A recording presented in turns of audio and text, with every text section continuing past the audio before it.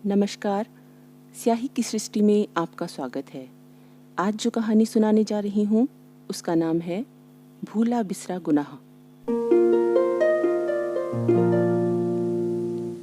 एक और friend request.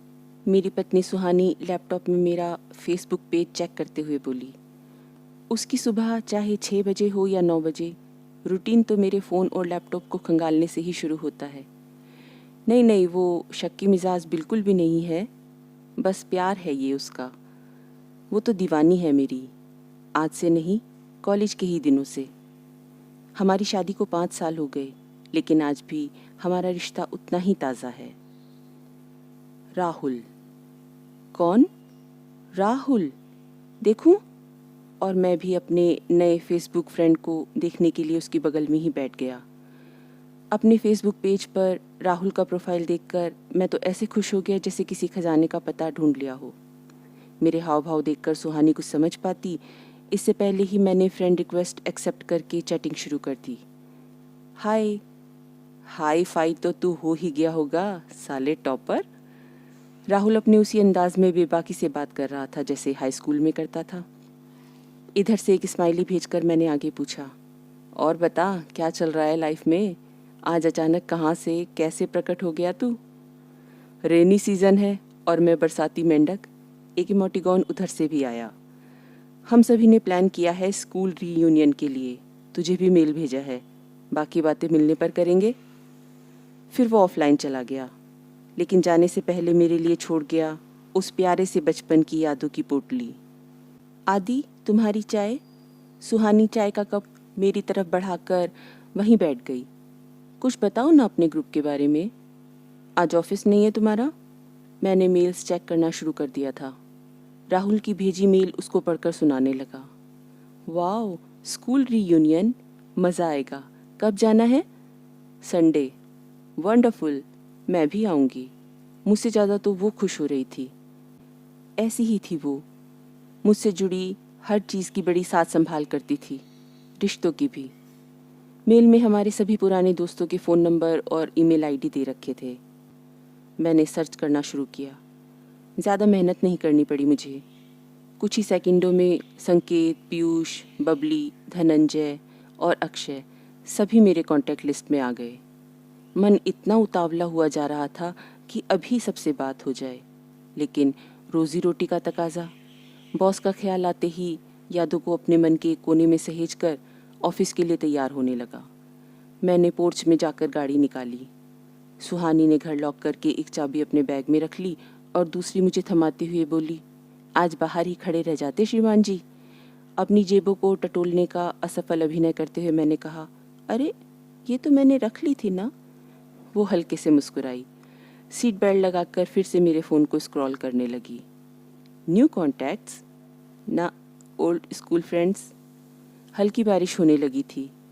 इस मौसम में होने वाली मुश्किलों से बचने के लिए गाड़ी की स्पीड बढ़ा दी थी मैंने। सुहानी को उसके ऑफिस ड्रॉप किया और अपने ऑफिस की तरफ बढ़ गया। बॉस आपको 2 बार पूछ चुके हैं आदित्य सर। ऑफिस में एंटर करते ही मोहित ने मुझे बताया। अपने आप को सहज करके पूरे कॉन्फिडेंस के साथ बॉस के केबिन में दाखिल हुआ। उन्होंने मुझे बैठने का इशारा किया। अभी किसी से फ़ोन पर बातें चल रही थी। फ़ोनिक कन्वर्सेशन पूरा हुआ तो वो मेरी तरफ मुखातिब होकर बोले, आदित्य कहाँ हो भाई? तुम्हारा फ़ोन भी नॉट रीचेबल आ रहा था। सॉरी सर, शायद network problem. No problem my boy, it's cheering time. Your appraisal. Appraisal का नाम सुनते ही मेरी आंखें फैल गई। उन्होंने आगे कहा, तुम्हारा अप्रेजल इस मीटिंग पर डिपेंड करता है। कमिंग संडे तुम्हारी मीटिंग एक बहुत ही खास क्लाइंट के साथ है। ये बहुत बड़ी कंपनी से है। हमारी कंपनी को लाखों का फ़ायदा होगा। संडे?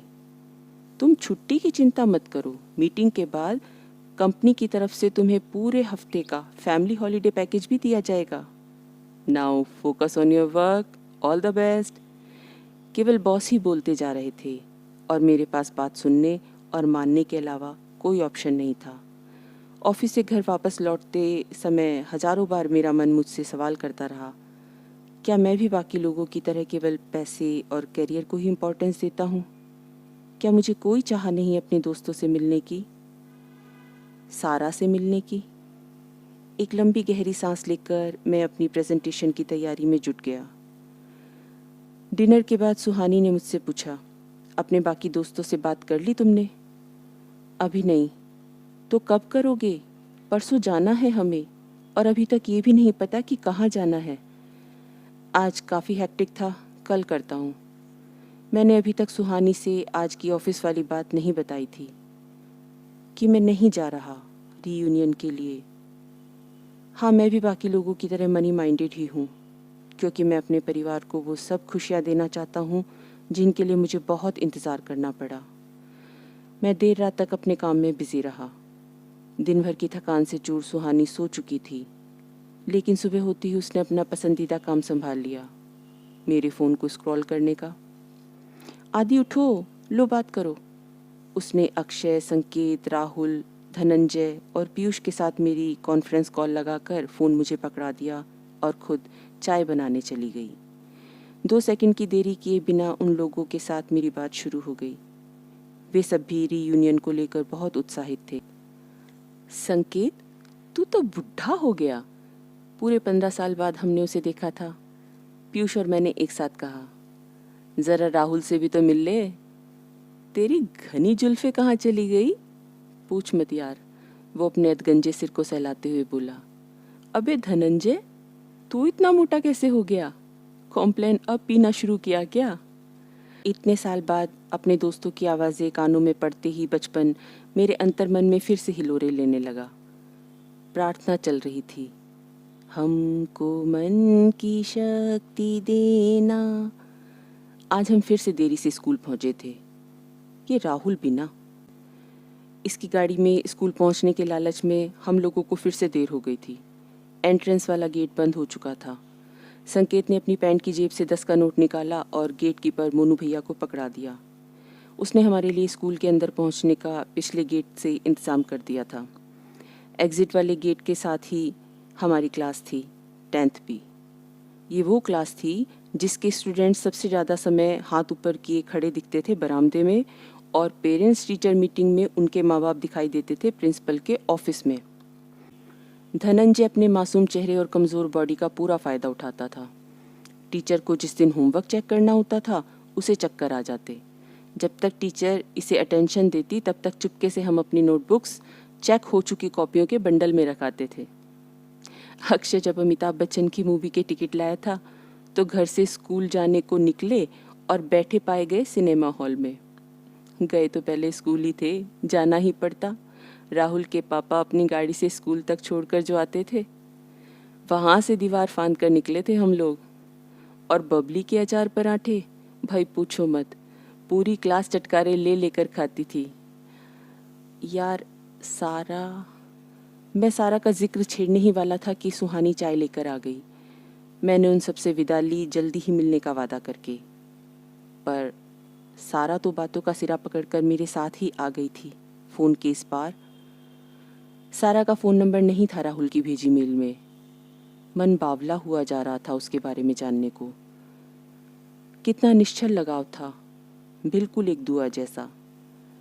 10वीं कक्षा के प्री बोर्ड एग्ज़ाम शुरू होने वाले थे। चेतावनी पहले से ही मिल चुकी थी।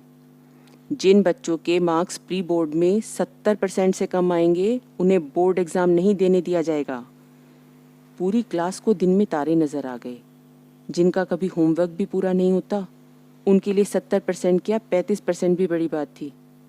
मैं मुंह लटकाए उदास मन से घर के लिए बस्ता संभाल रहा था। क्या तुम्हें नोट्स चाहिए? मैं आवाज़ की दिशा में मुड़ा। सारा थी।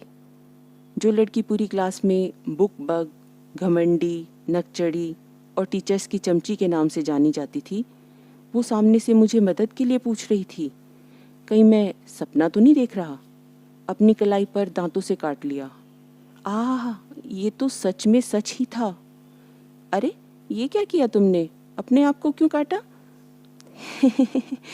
इससे घड़ी बनाना कहते हैं। मैं अपना बेतुका सा लॉजिक दे रहा था तो वो मेरे पागलपन पर हंस पड़ी और अपने बैग में से साइंस के रजिस्टर निकालकर मुझे पकड़ा दिए। मेरे रजिस्टर्स पर कोई खरोंच भी नहीं आनी चाहिए। कल वापस दे देना और बाकी सब्जेक्ट्स के लेकर अपना काम पूरा कर लेना। मुझे तो इस समय मेरे पुण्य कर्मों का ही फल मिल रहा था। सारा जैसी लड़की मेरी मदद कर रही थी। मेरा रिजल्ट बाकी दोस्तों से अलग था। हाँ, वो सब फेल हुए थे और मेरी परसेंटेज का राज जानना चाहते थे। बबली, 1 नंबर की चुगलखोर, उसी ने तो देखा था जब मैं रजिस्टर वापस देने गया था सारा को। पिटाई होना तो तय है। मेरे पास होने की खुशी दोस्तों से होने वाली मेरी पिटाई के डर में तब्दील हो चुकी थी। लंच ब्रेक में मैं भी अपना डब्बा लेकर बाकी दोस्तों के साथ बैठने गया तो राहुल ने बुजुर्गाना अंदाज में मेरी तरफ दया दृष्टि से देखते हुए कहा, यार तेरी सारा बेचारी। मेरी सारा? अब इतना भी भोला मत बन, धनंजय ने आंखें तरेर कर कहा। हुआ क्या है भाई, मुझे कुछ भी समझ में नहीं आ रहा था। सारा के अब्बू ने उसका स्कूल से नाम कटवा कर घर बिठा दिया बेचारी को। क्यों? ये तेरी वजह से हुआ है, संकेत बोला। मेरी वजह से? एक तो बेचारी ने तुझे नोट्स देकर तेरी हेल्प की और तूने? अब पीयूष भी शुरू हो गया था। मैंने क्या? उसके रजिस्टर में रखकर लेटर पकड़ा दिया? राहुल टेबल पर हाथ से धौल जमा कर बोला, ये झूठ है, मैंने नहीं किया। मेरी पूरी बात सुने बिना सब लोग वहां से उठकर क्लासरूम में वापस चले गए। मैं बहुत बेचैन हो रहा था, अपने ऊपर लगे झूठे इल्जाम से ज़्यादा ये सोचकर सारा क्या सोच रही होगी मेरे बारे में। स्कूल से वापस अपने घर जाने के बजाय कदम खुद ब खुद सारा के घर की तरफ मुड़ गए। हालांकि मुझे कुछ भी नहीं सूझ रहा था, क्या करना है, क्या कहना है। गली के मोड़ पर पहुंचते ही सारा के अब्बू का स्कूटर दिखाई दिया। उन्हें देखते ही डर के मारे मैं पेड़ के पीछे छिप गया। जब वो दुकान चले गए तो सारा, जो अभी चबूतरे पर रखे अपने पौधों को पानी देने आई थी, को कैसे बुलाऊं मैं ये सोच रहा था। पेड़ पर बैठे कबूतर ने मुझ पर बीट कर दी। ओ शिट शिट कहते कहते मैं वहां से हटा तो सारा ने मुझे देख लिया। मैं स्तब्ध सा खड़ा था। वो मेरे पास आई, चुपचाप खड़ी रही, शायद मेरे कुछ कहने के इंतजार में थी। सॉरी सारा, मैंने कुछ नहीं किया। कोई लेटर? मुझे तो पता भी नहीं। बाजी, अम्मी बुला रही हैं। उसके छोटे भाई की आवाज़ सुनकर मैं वहाँ से पलट गया। तुम्हारी तो चाय भी एकदम ठंडी हो गई, कहाँ खोए हुए हो? सुहानी ने देखा मैं फ़ोन को पकड़े हुए मूर्तिवत बैठा था। उधर से वो सब एक साथ बोले, हाँ भाई, तो ठीक रहेगा ना? क्या? मुंगेरी लाल के हसीन सपनों की दुनिया से बाहर आ जा भाई। कल सुबह 9 बजे पहुंच जा अपने स्कूल। कहाँ? मिथ्यापुरम? हाँ, मिथ्यापुरम के ज्ञानोदय विद्यालय। ठीक है, तो मिलते हैं। शायद मैं ना आ सकूं, कुछ अर्जेंट वर्क आ गया यार। सुहानी, मेरी पत्नी आना चाहती है। उधर से कोई जवाब आता उससे पहले ही सुहानी मुझे अपलक देख रही थी, जिसका मतलब था क्यों, क्यों नहीं। संकेत, पीयूष और राहुल का सम्मिलित स्वर आया। मोस्ट वेलकम भाभी, हम भी बीवियों के साथ आ जाएंगे, कंपनी हो जाएगी आपकी। But this is not done यार आदि। मैं पूरी कोशिश करूँगा जल्दी से काम पूरा करके तुम लोगों को ज्वाइन करने की। प्लीज़ ट्राई टू अंडरस्टैंड यार। बाय द वे, मैं तुम्हारा परिचय करा दूँ सुहानी से। थोड़ी देर में वे सब भी अपनी पत्नियों के साथ हाजिर थे। ये मैं क्या देख रहा हूँ? राहुल और बबली। तुम बबली ही हो ना? मेरा मतलब आप? हाँ, मैं बबली ही हूँ। थोड़ी मोटी हो गई ना? और आप शाप नहीं, वही पहले वाली बबली। हम सब कुछ देर तक गपशप के बाद ऑफलाइन हो गए। सारे दोस्त हैं, पर सारा। रोज़ की तरह आज का दिन भी काम से लदा हुआ ही था। मुझे अपनी मीटिंग को लेकर और सुहानी को मेरे पुराने दोस्तों से मिलने को लेकर बहुत एक्साइटमेंट थी। महानगर से मिथ्यापुरम पहुंचने में 3 घंटे लगते हैं मैडम, जल्दी कर लो। सुहानी अब तक ड्रेस का सिलेक्शन करने में लगी हुई थी। तुम तो जो भी पहनती हो खूबसूरत ही लगती हो, जल्दी तैयार हो जाओ। इस वक्त मैं नहीं हूँ आदि, तुम्हारी बीवी हूँ। उन लोगों से पहली बार मिलना होगा। कोई ये ना सोचे कि इतने हैंडसम लड़के की वाइफ कैसी है। ना, कुछ भी मत कहो। मैंने उसे चुप करा दिया और टाई की नोट ठीक करने लगा। तुम चली जाओगी ना? अपनी लोकेशन शेयर कर देना। Okay bye, take care. Bye Adi, all the best. Suhani ने अपने सकुशल मिथ्यापुरम पहुंच जाने का मैसेज मेरे फ़ोन पर भेज रखा था। थोड़ी थोड़ी देर में आए हुए कई कॉल्स मैं मिस कर चुका था उसके, कुछ अपनी मीटिंग की वजह से और कुछ नेटवर्क इशू के कारण। मैंने अपना काम जल्दी निपटा लिया और बड़ी फुर्ती के साथ गाड़ी घुमा दी ज्ञानोदय विद्यालय मिथ्यापुरम की तरफ। कस्बा पूरी तरह बदल चुका था। थोड़ी सी बारिश हो जाने पर ही जो सड़कें कीचड़ का दलदल बन जाया करती थी, अब वो साफ सुथरी पक्की सड़कों में तब्दील हो चुकी थी। जगह जगह बनी छोटी मोटी गुमटियों की जगह बड़ी बड़ी खूबसूरत दुकानें बन चुकी थी। पहनावे पर भी समय के बदलाव की छाप दिख रही थी। स्कूल यहीं कहीं हुआ करता था। मैं अपने उसी 200 गज के मैदान को, जिसके चारों तरफ 5 फुट की निरी ईंटों की बाउंड्री वॉल थी और ऊंचा सा लोहे का गेट जिस पर गहरे नीले रंग से लिखा होता था ज्ञानोदय विद्यालय, को तलाश रहा था। एक रिक्शे वाले से पूछा, ज्ञानोदय विद्यालय? वो क्या है? उसने अपनी बाईं ओर इशारा किया। देखता क्या हूँ, ग्रे कलर की 3 मंजिला इमारत, जिसकी सामने की दीवार और खूबसूरत इंडिगो कलर के गेट के ऊपर शीशे की बड़ी सी प्लेट पर फाइबर से बने अक्षरों पर सिल्वर कलर से लिखा था ज्ञानोदय विद्यालय। अपने स्कूल की खूबसूरती देखकर दिल बाग बाग हो गया। गाड़ी पार्किंग में लगाकर सुहानी को कॉल किया। मैं कुछ कहता इससे पहले वो शुरू हो गई। कैसी रही तुम्हारी मीटिंग? अब कहाँ हो? यहाँ सब लोग तुम्हें बहुत मिस कर रहे हैं। आई विश तुम यहाँ होते। तुम्हारी विश को पूरा करना तो हमारा काम है मैडम। कहते कहते मैं उस तक पहुँच गया। सब लोग बहुत खुश हो गए और मैं भी। पूरे 15 साल बाद। कैसा है यार? राहुल बोला। कोई हमसे भी मिल लो। धनंजय भी आ रहा था। पीयूष, संकेत और अक्षय भी वहीं मौजूद थे अपनी अपनी बीवियों के साथ। सभी ने मेरा बड़े प्यार से स्वागत किया। सुहानी के साथ एक महिला भी खड़ी थी। अगर मैं ठीक ठीक पहचान पा रहा हूँ तो ये सारा ही है ना? मैंने धीरे से पीयूष के कान में कहा। बिल्कुल, ये सारा ही है, डॉक्टर सारा, चाइल्ड स्पेशलिस्ट, उसने लगभग ऐलान करते हुए कहा। मैंने देखा वो काफ़ी खुश थी। बोली, कैसे हो आदि? सरप्राइज्ड हूँ। वो बोली, हाई स्कूल वाली घटना के बाद अब्बू ने मेरी खाला के यहाँ मुझे महानगर भेज दिया और आगे की पढ़ाई वहीं करी, और बाकी तुम देख ही रहे हो। उस दिन की बात तुम बीच में ही छोड़कर चले गए थे। मैं कुछ कहता बीच में ही राहुल बोला, आज यहाँ सबके सामने मैं कुछ कन्फेस करना चाहता हूँ। हम सब उसकी तरफ देख रहे थे। उसने आगे कहा, अपने स्कूल का सबसे अमीर लड़का होने के बावजूद भी सारा जैसी खूबसूरत और होशियार लड़की तुम्हें तवज्जो दे रही थी तो मैं इंसल्ट फील कर रहा था। मेरे मांगने पर भी मुझे नोट्स नहीं दिए और तुम्हें बिना मांगे दे दिए, तो ये अपमान मुझसे बर्दाश्त ही नहीं हुआ।